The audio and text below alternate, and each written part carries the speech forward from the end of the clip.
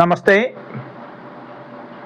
SK യൂണിവേഴ്സിൻ്റെ അടുത്ത എപ്പിസോഡിലേക്ക് സ്വാഗതം. നമ്മൾ മതങ്ങളുടെ ഐക്യം, പൊതു സ്വഭാവത്തെക്കുറിച്ചിട്ടാണ് സംസാരിച്ചു വന്നത്. അതിൽ പ്രധാനമായും 3 മതങ്ങളെ എടുത്താണ് നമ്മൾ താരതമ്യപ്പെടുത്തിക്കൊണ്ടിരുന്നത് കഴിഞ്ഞ വീഡിയോകളിൽ. ഹിന്ദു മതം, ക്രിസ്ത്യൻ മതം, മുസ്ലിം മതം. ലോകത്ത് ഏറ്റവും കൂടുതൽ ജനസംഖ്യ ഈ മതങ്ങളിൽ ഉൾപ്പെട്ടു വരുന്നു. ഇന്ത്യയിലും പ്രബലമായത് ഈ 3 മതങ്ങൾ തന്നെയാണ്. ബുദ്ധമതമുണ്ട്, ജൈനമതമുണ്ട്, സിഖ് മതമുണ്ട്, അങ്ങനെ കുറച്ച് മതങ്ങളുണ്ട്. പക്ഷേ ജനസംഖ്യ അനുപാതത്തിലെടുക്കുമ്പോൾ ലോകത്ത് ഏറ്റവും പ്രബലമായത് ഈ 3 മതങ്ങളാണ്. ഈ 3 മതങ്ങളുടെ സംഹിതകൾ, ഈ 3 മതങ്ങളുടെ മൂല്യങ്ങളാണ് നമ്മൾ കൂടുതലായി വിശകലനം ചെയ്യാൻ ആഗ്രഹിക്കുന്നത്. ഈ മൂല്യങ്ങൾ എങ്ങനെ സമാനമായിരിക്കുന്നു, മതവ്യത്യാസമില്ലാതിരിക്കുന്നു, മതങ്ങളുടെ ഉള്ളിലെ തത്വങ്ങൾ പ്രകാരം തന്നെ മതവ്യത്യാസം എങ്ങനെ ഇല്ലാതിരിക്കുന്നു എന്ന് മനസ്സിലാക്കാനാണ്. കഴിഞ്ഞ പ്രാവശ്യത്തെ ചോദ്യം അത് തന്നെ ആയിരുന്നു. മതങ്ങൾ അനുഷ്ഠാനങ്ങളും ആചാരങ്ങളുമാണോ മൂല്യങ്ങളാണോ? തീർച്ചയായും നമ്മുടെ അഭിപ്രായം മതങ്ങൾ എപ്പോഴും മൂല്യങ്ങളാണ്. അത് അനുവർത്തിച്ച് ജീവിച്ചുകൊണ്ട് മനുഷ്യന് സ്വസ്ഥതയോടും സ്ഥൈര്യതയോടും ജീവിക്കാനും ഈശ്വരനിലേക്ക് എത്താനും സാധിക്കണം. ഈശ്വരനിലേക്ക് എത്താൻ ഓരോരുത്തരും സ്വീകരിക്കുന്ന അനുഷ്ഠാനങ്ങൾ, ആചാരങ്ങൾ അത് വ്യക്തിഗതമാണ്. മതങ്ങൾ അനുശാസിക്കുന്നുണ്ട്. വ്യത്യസ്ത മതങ്ങൾ പ്രത്യക്ഷത്തിൽ വ്യത്യസ്തമായ ആചാരങ്ങൾ അനുഷ്ഠിക്കാൻ പറയുന്നു എന്ന് തോന്നും. പക്ഷേ അത് പലപ്പോഴും അഗാധമായി നമ്മൾ നോക്കുമ്പോൾ മതങ്ങളുടെ മൂല്യങ്ങൾ ഒന്ന് തന്നെയാണ് എന്നതുപോലെ തന്നെ വലിയ വ്യത്യാസമൊന്നും അവരുടെ ആചാര അനുഷ്ഠാനങ്ങളിൽ കാണില്ല. അതുപോലെ തന്നെ അവരുടെ ഓരോ മതത്തിൻ്റെയും ദൈവസങ്കല്പങ്ങളിലും വ്യത്യാസം കാണാൻ കഴിയില്ല. പ്രധാനമായും തന്നെ ഏത് മതവും അവകാശപ്പെടുന്നത് അവർ പ്രതിപാദിക്കുന്ന ദൈവം സർവശക്തനാണെന്നാണ്. ഹിന്ദു മതത്തിൻ്റെ ദൈവം പരബ്രഹ്മം എന്ന നിലയിൽ ഏകനാണ്, സർവശക്തനാണ്. മുസ്ലിം മതത്തിൻ്റെ ദൈവം പരമകാരുണ്യനായ അള്ളാഹ് എന്ന അള്ളാഹ് അതിൻ്റെ കറക്റ്റ് പ്രൊനൗൺസിയേഷൻ അറബി പഠിച്ചവർക്കേ അറിയാൻ പറ്റും. അള്ളാഹ് എന്ന് നമ്മൾ പറയും. അള്ളാഹു ആണ് പരമകാരുണ്യനായ ദൈവം, അദ്ദേഹം സർവശക്തനാണ്. ക്രിസ്ത്യാനികളുടെ ദൈവം 3 ദൈവങ്ങൾ ഒരുമിച്ച് ചേർന്ന ത്രിയേക ദൈവം എന്നവർ പറയുന്ന കർത്താവായാലും പുത്രനായാലും പരിശുദ്ധാത്മാവായാലും അവർ 3 പേരും ചേർന്ന ഏക ദൈവമായാലും ആ ദൈവവും സർവശക്തനാണ്. ഒരു സർവശക്തനായ ഒന്നിനെയാണ് 3 മതങ്ങളും ദൈവമേ എന്ന് വിളിക്കുന്നത്. ആ സർവശക്തനോടാണ് പ്രാർത്ഥിക്കുന്നത്.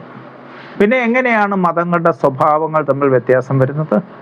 മതങ്ങളുടെ മൂല്യങ്ങൾ എടുത്താൽ എല്ലാം ഒന്ന് തന്നെയാണെന്ന് നമുക്ക് മനസ്സിലാക്കാം. മൂല്യങ്ങളിലേക്ക് നമുക്ക് സഞ്ചരിക്കാം, അവയുടെ അനുഷ്ഠാനങ്ങളിലേക്ക് സഞ്ചരിക്കാം. പിന്നെ എങ്ങനെയാണ് മതപരമായ വൈരുദ്ധ്യം ഈ ലോകത്തുണ്ടായത്? പണ്ട് കാലങ്ങളിൽ ഒരു മതം മാത്രം ഉണ്ടായിരുന്ന കാലഘട്ടം ഉണ്ടായിരുന്നു. വളരെ വിശാലമായ ഒരു ഭൂവിഭാഗത്തിൽ അധിവസിക്കുന്ന ജനങ്ങളെല്ലാം ഒരു മതത്തിൽ വിശ്വസിച്ചു.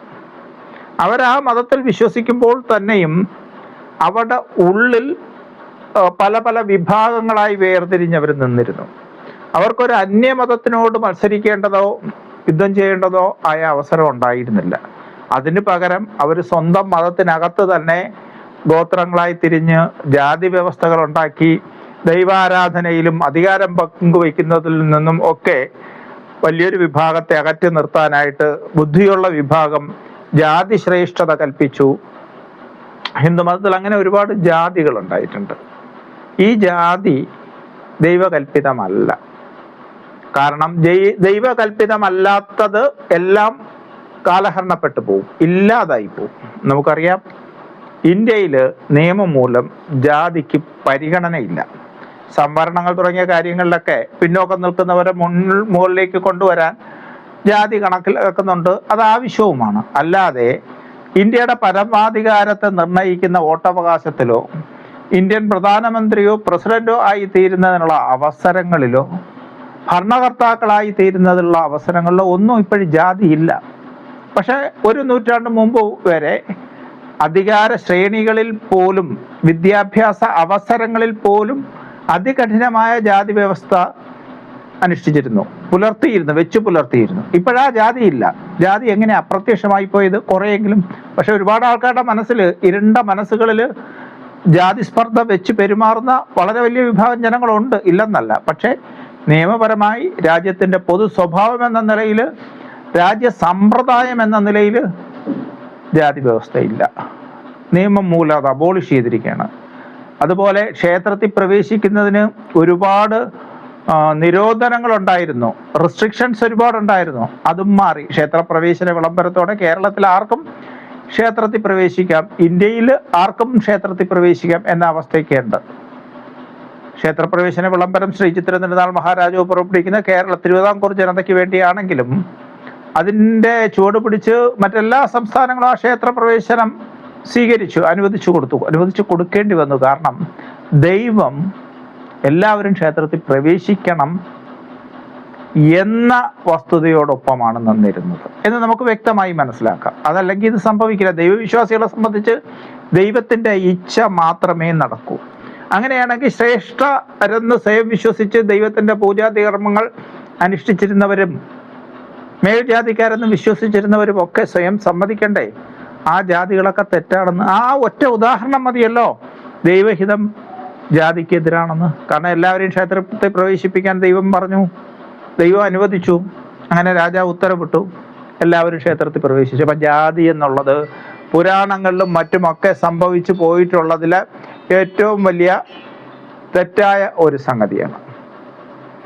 അത് പൂർണ്ണമായും ജനമനസ്സുകളിൽ നിന്ന് നിർമ്മാർജ്ജനം ചെയ്യപ്പെടണം. അപ്പം ഹിന്ദു മതം ഒറ്റ സമൂഹമായി തീർന്നാൽ വീണ്ടും പ്രശ്നങ്ങൾ അവശേഷിക്കുന്നുണ്ട്. ഹിന്ദുക്കളും മുസ്ലിങ്ങളും തമ്മിലടിക്കുന്നുണ്ട്, ഹിന്ദുക്കളും ക്രിസ്ത്യാനികളും തമ്മിലടിക്കുന്നുണ്ട്, ക്രിസ്ത്യാനികളും മുസ്ലിങ്ങളും തമ്മിലടിക്കുന്നുണ്ട്. എല്ലാവരുമല്ല, ചെറിയ വിഭാഗങ്ങൾ, മതത്തിൻ്റെ പേരിലുള്ള യുദ്ധങ്ങൾ, അതവസാനിക്കണം. ഒരിക്കലും മതം മനുഷ്യരെ ഭിന്നിപ്പിക്കാനോ കലഹിപ്പിക്കാനോ ഉള്ളതല്ല. ഒരുമിച്ച് ചേർന്ന് സ്നേഹം പങ്കുവെച്ച് ജീവിക്കാൻ നിർദ്ദേശങ്ങൾ നൽകുന്ന മൂല്യങ്ങൾ ഉൾക്കൊണ്ടതാണ്. അങ്ങനെയുള്ള മതങ്ങളെ ഉപയോഗിച്ച് ജനങ്ങളെ ഭിന്നിപ്പിക്കുന്നത് തീർത്തും ചില കുബുദ്ധികളാണ്. അത് തിരിച്ചറിയാനായിട്ടാണ് നമ്മൾ ഈ വീഡിയോകൾ ചെയ്യുന്നത്. നമുക്ക് ആലോചിച്ച് നോക്കാം. ഹിന്ദു മതത്തിൻ്റെ ആചാരങ്ങൾ എപ്പോഴും ദൈവത്തിലോട്ടുള്ള വഴികളാണെന്ന് നേരത്തെ പറഞ്ഞു. ഇപ്പോൾ ഒരു വ്യക്തി മന്ത്രം ജപിക്കുന്നു. എന്തിനാണ് അയാൾ മന്ത്രം ജപിക്കുന്നത്? ഒന്നുകിൽ ഭൗതികമായ അയാളുടെ ഒരാഗ്രഹ പൂർത്തീകരണത്തിന്, അതല്ലെങ്കിലോ പരമകാരുണികനായ സർവശക്തനായ ദൈവത്തിൻ്റെ അടുത്തെത്താനായിട്ട്. അങ്ങനെ വരുമ്പോൾ അയാൾ ആവർത്തിച്ചും മന്ത്രം ഉരുക്കഴിക്കും. ഈ ആവർത്തിച്ച് മന്ത്രം ജപിക്കൽ, അല്ലെങ്കിൽ നാമം ജപിക്കൽ, ജപമാല ജപിക്കൽ, ഇതെല്ലാം മൂന്ന് മതത്തിലും ഇല്ലേ? അപ്പം ദൈവത്തിലെത്താൻ ദൈവം നിർദ്ദേശിച്ച വഴികളിലൊന്ന് ആവർത്തിച്ച് ദൈവത്തിൻ്റെ മനസ്സ്, ദൈവത്തിനെ കുറിച്ചുള്ള ആവർത്തിച്ചിട്ടുള്ള ചിന്തയല്ലേ? സദാ മനസ്സിൽ ദൈവത്തെ നിർത്തുക. ഇതാണ് ജപത്തിൻ്റെയൊക്കെ ഉദ്ദേശം. ആവർത്തിച്ചിട്ടുള്ള ജപത്തിൻ്റെ ഉദ്ദേശം സദാ ആ ദൈവചിന്ത മനസ്സിൽ കുടികൊള്ളുക എന്നുള്ളതാണ്. ദീർഘനേരത്തേക്കാവുമ്പം മന്ത്രത്തിൻ്റെ ഉരുക്കൾ കൂടും. ജപമാല ജപിക്കുന്നവർ അത് തന്നെയല്ലേ ചെയ്യുന്ന, സദാ ദൈവത്തിനെ മനസ്സിൽ നിർത്താൻ ആഗ്രഹിക്കുന്നു. അപ്പം അതിൻ്റെ പൊരുൾ അതായിരിക്കെ ആ കാര്യങ്ങൾ വെച്ച് ഭിന്നിക്കുന്നത് അർത്ഥശൂന്യമായ കാര്യമാണ്. മൂന്ന് മതങ്ങളിലെയും അനുഷ്ഠാനങ്ങളും ആചാരങ്ങളും ദൈവസങ്കല്പങ്ങളും ഒന്നാണെന്ന് നിഷ്പക്ഷമായി ചിന്തിച്ചാൽ നമുക്ക് മനസ്സിലാകും. ഇതിൽ കുബുദ്ധികൾ കൂട്ടിച്ചേർത്ത ഒരുപാട് കാര്യങ്ങളുണ്ട്. അത് തിരിച്ചറിയാൻ കൂടിയാണ് നമ്മൾ ഈ വീഡിയോകൾ ചെയ്യുന്നത്. അവയെല്ലാം ദൈവസംഹിതയിൽ നിന്നും, ദൈവശാസ്ത്രങ്ങളിൽ നിന്നും, മൂല്യങ്ങളിൽ നിന്നും, മതത്തിൻ്റെ ഭാഗമാണെന്ന ചിന്തകളിൽ നിന്നും അകറ്റി നിർത്തുന്നതിൻ്റെ ഭാഗമായി അതെല്ലാം തള്ളിക്കളയണം. ഒരു ദൈവത്തെയോ ഒരു മതത്തെയോ അവഹേളിക്കുന്ന തരത്തിൽ അതേ മതത്തിലെ പ്രസ്താവനകളുണ്ടെങ്കിൽ നിസ്സംശയം അതിനെ തള്ളിക്കളയുക. അത് ദൈവത്തിൻ്റെതല്ല.